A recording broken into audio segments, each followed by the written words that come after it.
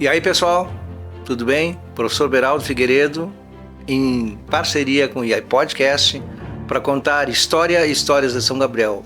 Hoje nós vamos contar uma história muito interessante.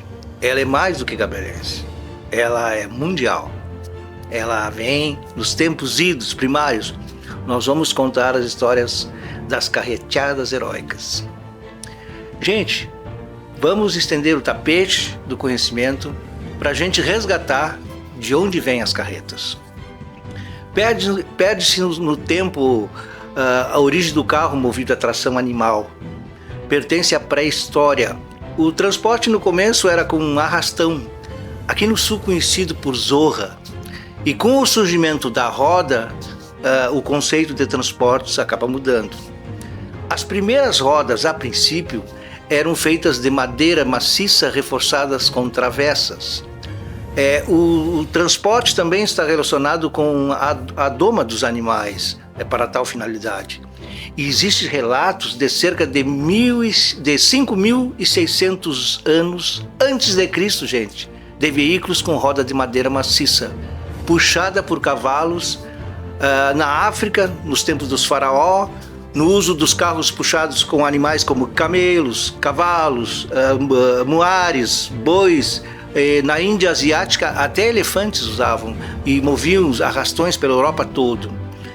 Na Roma antiga, relatos de carro puxado por bois com uma carreta arredondada chamada plaustrum. Também as famosas bigas já com as rodas raiadas, né? Aliás, a roda raiada tem uma proteção de ferro na volta e que dá resistência à peça em terrenos pedregosos e às cargas pesadas. Também existe relatos da Mesopotâmia, da primeira roda ser de granito, de pedra, que logicamente foi mudando através dos séculos. Agora, a origem da carreta, como é conhecida por nós, com documentação probatória, remonta à Grécia Antiga. Péricles, há 444 anos antes de Cristo, já relatava sobre esse veículo com o nome de carreta. A carreta, a carroça, o termo carreteiro vem junto de Portugal depois de 1500, veio para o Brasil. Vem junto o cavalo, o boi, o muares, né, que são os burros, né, os ovinos, porque nenhum desses animais existia na América do Sul, mas fazendo-se justiças, foram introduzidos também pelos espanhóis a partir de Cristóvão Colombo pelo lado do Oceano Pacífico. O Rio Grande do Sul, a carreta, carroça, carruagem, povoa a região pampeana, luz espanhola na faixa que pega a Argentina, né, e o uruguaio ali. Tá? E também o Paraguai que desce pela parte de cima do Rio Grande do Sul, nas regiões jesuíticas, né? Pelos jesuítas, os padres espanhóis, eles que trouxeram as carretas, né? E trouxeram também o gado, né? E a partir daí, então, 1600 mais ou menos, é a chegada do gado aqui no Rio Grande do Sul e na América, né? Foram nas missões jesuíticas que existiam lá no Paraguai, que eu estou falando, né? Que se espraiaram pelo sul do Brasil com 18 reduções e estâncias de doma e criação de gado, a partir de 1626, com a primeira redução chamada São Nicolau, na região de Piratini. A carreta era o único veículo de transportes de material de insumos, produto de toda espécie. Com o seu passar lento na marcha do boi, a carreta demorava, mas chegava ao seu destino. E um valor inestimável para o homem do campo. Viagens de carreta duravam dias, duravam meses. Estão descritas em obras de Luiz Gomes de Freitas no seu livro A Mão Gaúcha, e o coronel Francisco João Rócio, em 1781, narra uma viagem de Rio Grande até Laguna, em Santa Catarina, passando por Viamão, Tramandaí. Ele conta com riqueza literária que nesses trechos que vou reproduzir sobre os carretões gigantes. eram peças enormes, enormes, altas, rodas enormes, né? E o transporte de carretas vinham com no mínimo 6 juntas de bois, carregavam volumes monstruosos, e esses veículos eram mal fabricados, eram rodas feitas toscamente de madeira, os raios de pau grossos, né? Cortado a machado, o seu corpo cúbico com troncos de árvores com a própria casca, eram amarrados, eram forrados, não tinha cavilhas, nem eram pregados. Então essa carreta tosca era coberta por couro cru de vaca, e pela forma artesanal que era feita, de uma forma primária, ela se destruía facilmente, demorando mais ainda as viagens em seus concertos. Por isso a carreta ela foi diminuindo até ficar num tamanho que possa ser suportada. E também, pegando o capricho, foi se criando estruturas através do tempo, que eu vou contar mais tarde aqui, as peças da carreta. Ainda relata o coronel Francisco João Rócio que as carretas carregavam cerca de 4.500 quilos, na época medida em arrobas, que seria em torno de 300 arrobas. A carreta era um veículo usado na guerra e na paz. A evolução está associada à carreta. A necessidade da sua utilização ao longo do tempo, foram surgindo modelos que podemos dizer que os tipos de carretas, esses que eu vou citar, não é, eram os usados no Rio Grande do Sul, que são: começa com arrastão e zorra. Não tinha roda. O arrastão é montado em 2 troncos de madeira, tipo um trenó, né? E a zorra menor, ela formava um triângulo e se colocava em cima uma pipa ou algum suporte para levar as mercadorias, né? E podia ser puxado por cavalos ou por bois. Carreta inteira, chamada de carretão, carreta grande, era uma carreta enorme, destoldada, com os reforços laterais, tinha capacidade de levar até 1.200 quilos. Algumas reforçadas levavam até 1.800, né? 800 quilos. Era um veículo grande com rodas com 9 raios, puxados por 6 juntas de bois, ou seja, 12 bois. Cada junta são 2 bois, né? Aqui em São Gabriel, as safras de arroz, nos anos 20 até os anos 40, eram carregadas nesses carretões, né, que faziam filas vindo da campanha de Catuçaba, de Batuvi, Suspiro, né? E eles carregavam cerca de 30 sacos de arroz de 50 quilos, né? Mas as primeiras carretões usados foram fotografados, e nós temos as fotografias que estão aqui, não é? Vocês estão vendo as fotos para ilustrar esse conteúdo de vídeo, né? Os primeiros carretões foram nas lavouras do arrozeiro Nabor Salgado, tá? Carreta de 3/4, tá? Essa carreta é um pouco menor, porém era robusta, tinha capacidade de carregar 70 arrobas, ou seja, 1.500 quilos. Também na prática tinha carretas que se reforçavam, não é? E podiam carregar cerca de 1.500 quilos, né? Geralmente essas carretas eram puxadas por 8 bois, ou seja, 4 juntas, tá? Agora a meia carreta. A meia carreta é uma carreta com capacidade de 750 quilos de carga. A maioria destoldada, não é? Mas também podia se usar o touro, geralmente puxada por 4 bois, ou seja, 2 juntas de bois, né? Era uma carreta mais comum.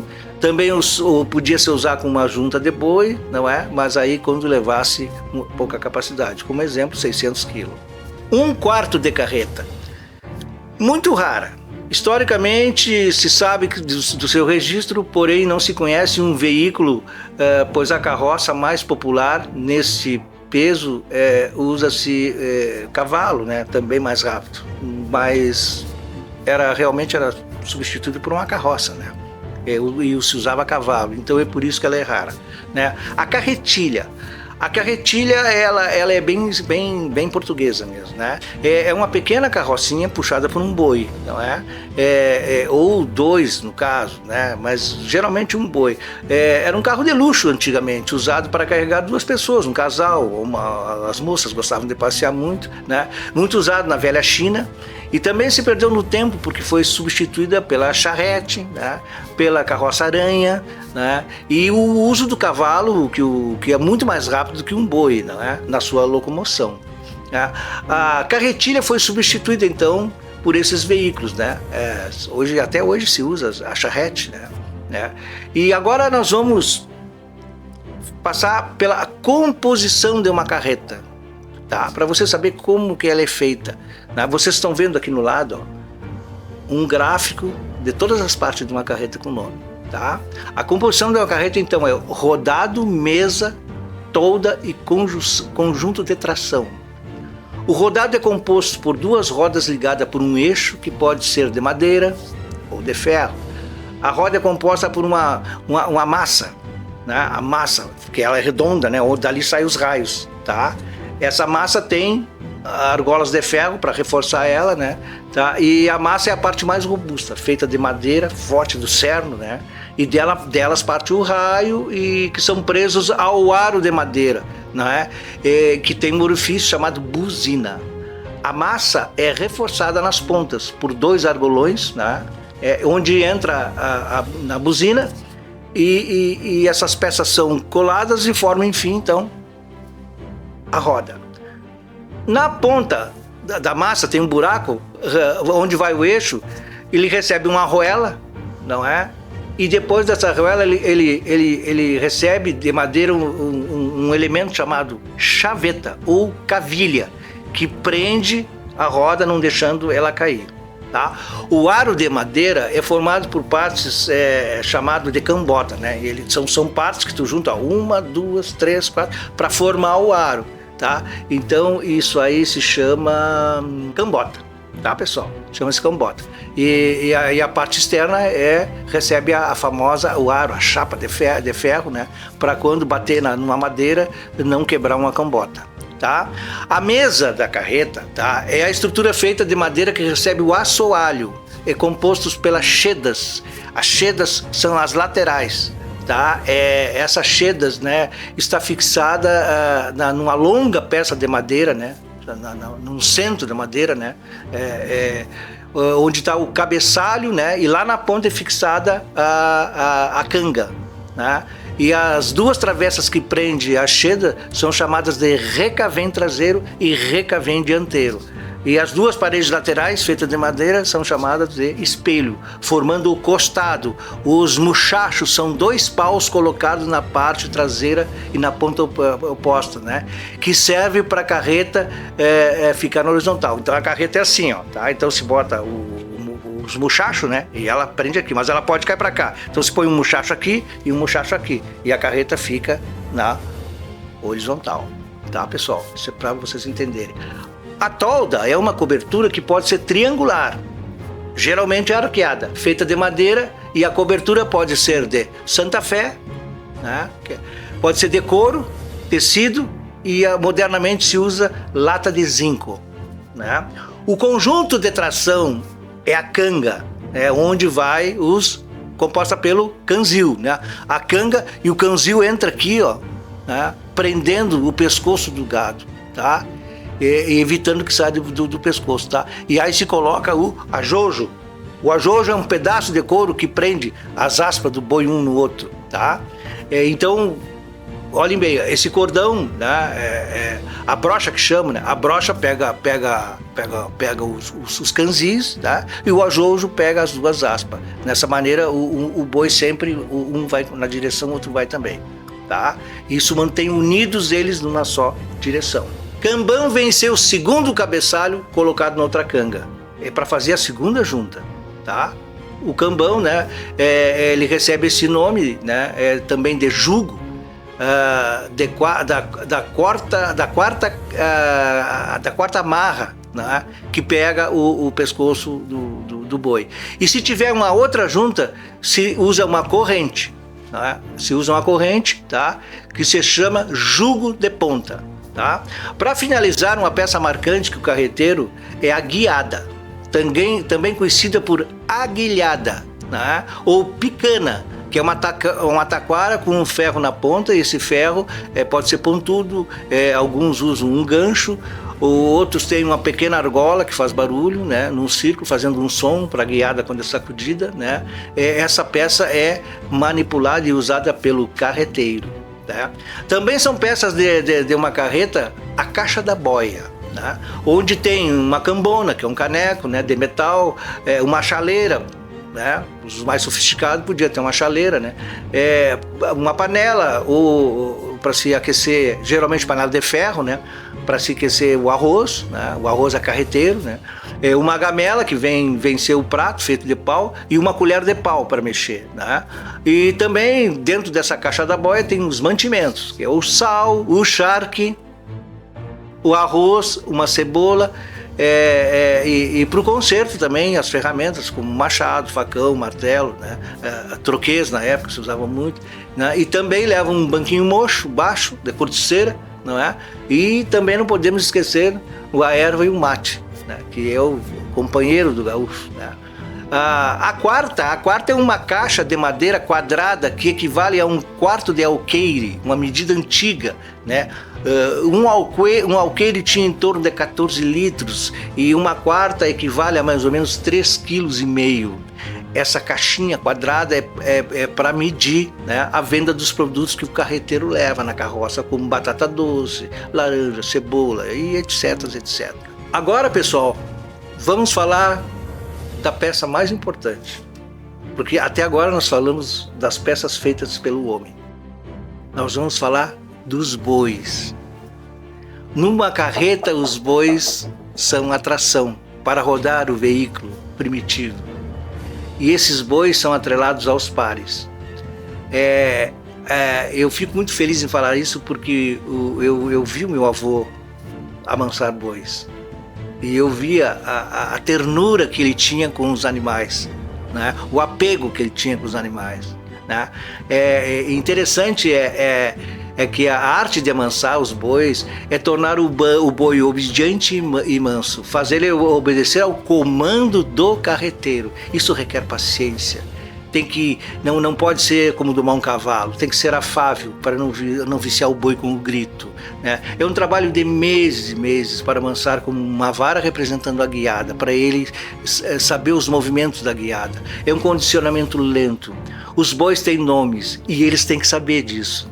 Tem nomes pitorescos como boi barroso, maragato, cola branca, né? Enfim, farroupilha, Garibaldi. E por aí vai, né? Quando um boi morre, geralmente se coloca um outro boi ao lado, né? E quando esse boi é chucro ou é mal domado, se coloca ao lado o boi mais manso, ao lado que esse boi manso vai acabar condicionando o outro, né? Sempre no meio, né? Sempre no meio, entre a primeira junta e a outra, né? E se estiver só duas juntas, se coloca perto da carroça, né? Nunca na ponta, tá? Os carreteiros eles se afeiçoam aos bois. Alguns até arrancam aquele ferro pontudo da guiada e conversam com os bois, tratam bem seus parceiros de caminhada, né, que andam junto com ele, né, escolhe um local com farto pasto, uma boa guarda na hora do repouso. Esse amor acaba se criando entre o carreteiro e os seus bois. Também é comum seguir numa carreta um pequeno cachorro chamado de guaipeca. O filho também às vezes vai, chamado de piá, né? O carreteiro, esse ser poético dos pampas, né, dorme sempre embaixo da carreta e nunca faz fogo num fogo de outro carreteiro. E o mais importante é que nas noites o Cusco é o sentinela para dar o alerta, né? Carreteiros primitivos levavam galinhas e galo para vender na cidade as galinhas, mas o galo eles não vendiam. O galo servia para acordar eles quando os raios de luz despontavam nas gélidas manhãs. Porque os carreteiros passavam dias e dias nas estradas até chegar com o seu produto para o povo da cidade. O carreteiro é o homem criador de todo esse processo. Ele é o condutor, que pode ir ao lado a pé ou pode ir a cavalo, sempre carregando sua lança, a sua guiada, o seu símbolo, o seu comércio, o ganha-pão dele, não é? Muitos carreteiros andavam de pé descalços, não é? Os primeiros carreteiros do Rio Grande do Sul foram os padres jesuítas, seguidos pelos soldados do exército luso, os contrabandistas, os colanos, os caixeiros voajantes, os estancieiros, né? O brigadeiro José da Silva Paz, quando veio construir o presídio no Rio Grande do Sul em 1737, também trouxe material para a construção das carretas. As carretas ajudaram as cidades históricas do Rio Grande do Sul, né? Rio Grande, Santo Antônio da Patrulha, Rio Pardo, Porto Alegre e todo o litoral, né, do Rio Grande do Sul. Todos esses pontos, redutos, tinham centenas e centenas de carreteiros. Foram as carretas que fizeram a maioria das estradas que hoje estão asfaltadas. Foram os carreteiros serranos que destacavam-se nas cidades de Santa Cruz, Cruz Alta, Juiz de Castilhos, Tupanciretã, Ijuí, Palmeiras, as Missões, Caxias. Era comum, gente, as cidades terem a Praça das Carretas, todas elas tinham, onde os carreteiros chegavam para descansar, para conversar, aquele monte de carreta, todas juntas ali, e os bois ao lado, tinha pasto, tinha água, tinha recipientes com água, e bastante pasto e alfafa, tudo era ali para dar conforto aos bois, né? E temos assim, aqui em São Gabriel, né, tinha uma praça muito famosa, que é ali na frente da Santa Casa, na frente da Santa Casa da Caridade, tinha um reduto dos carreteiros, tinha outro reduto lá no Bonfim. Então existiam vários pontos onde eles chegavam e para prosear com os amigos, contar as aventuras, não é? Então nós temos Bagé, Pelotas, Jaguarão, Dom Pedrito, São Borja, São Gabriel, todas tinham a Praça das Carretas. Famoso trânsito entre Rio Pardo e Santa Cruz. Existe um registro de centenas e centenas de carreteiros, né, que formavam um formigueiro para comercializar produtos das cidades para as missões, né? Isso tudo está registrado. As carretas de Porto Alegre também eram centenas, e também era famosa as carreteadas nas praias, gente. Isso tudo nos tempos idos do Velho Império. Nesses locais eles paravam para descansar, recarregar as energias, vender, abastecer-se. Félix de Azara, gente, o fundador de São Gabriel, ele chegou em São Gabriel em 1800 com 12 carretas em um grande carretão. Na Revolução Farroupilha, gente, tem 2 casos envolvendo as carretas célebres, façanha de Giuseppe Garibaldi, que atravessou o seu lanchão, né, o barco Seival e Farroupilha, em cima dos rodados de uma carreta, pelo Pampa Gaúcho. E o governo itinerante de Bento Gonçalves, que era feito dentro de uma carreta.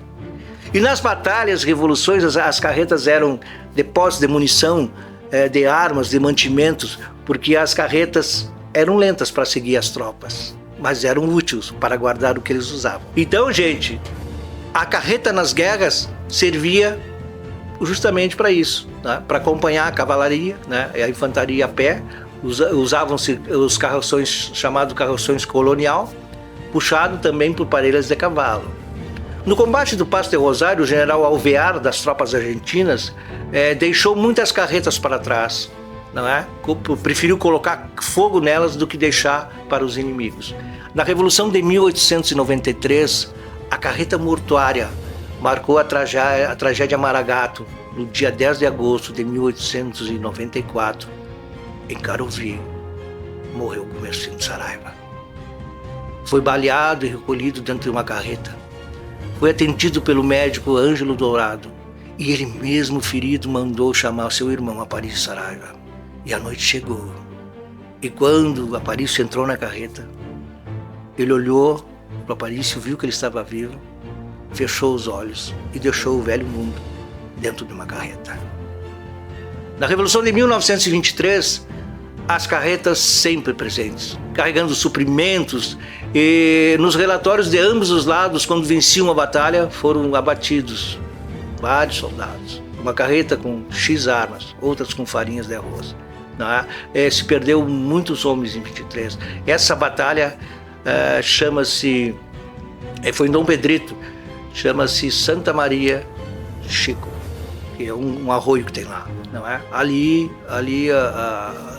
estava toda a brigada de São Gabriel, comandada por Narciso Antunes, e foram pegos de surpresa pelo Flores da Cunha, não é?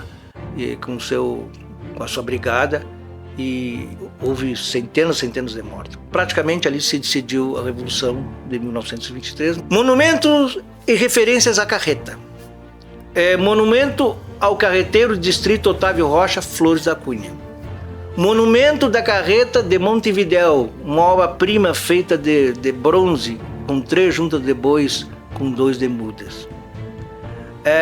Carreta Gabrielense, Museu Parque Ibirapuera, São Paulo. Essa carreta foi de São Gabriel e foi para São Paulo, doada. Outro monumento, a carreta da Estância Santa Ignez, em Palmeiras das Missões. No pórtico da estância tem uma porteira, em cima tem uma carreta. Gente, para finalizar, São Gabriel é o último reduto dos carreteiros, mas seguramente eles serão extintos, né? Até os anos 2000 conseguia se juntar facilmente 20 carreteiros, né? Hoje não se junta mais. Eles optaram para a carroça, porque tem aparelho de cavalo, o cavalo é muito mais rápido, né? E hoje em dia as estradas são melhores, então eles preferem fazer 2 viagens do que andar lentamente no compasso do passo do boi, né? Então nós temos pelas ruas ainda, né, Atos Quinones e seu Ireno Costa, 2 carreteiros que ainda levam, né, levam esse símbolo gaúcho, esse símbolo do mundo, esse símbolo universal. O primeiro veículo, a carreta, gente, não é? Poderemos dizer um dia, como tem o velho termo, os últimos dos moicanos, diremos então a Atos Quinones e Ireno Costas, o último dos carreteiros. As localidades de onde eles vêm e ainda resistiram e resistem ainda, Vista Alegre, Pau Fincado, Santo Antônio, famílias famosas dos carreteiros como os Langendorf, os Gomes, Costa, Quinones, não é? Os Rodrigos, Silva, os Lima, os Ramos, os Machados, os Barbosas, todos honraram com muita fé a força e o orgulho de ser um carreteiro. Até lá, pessoal.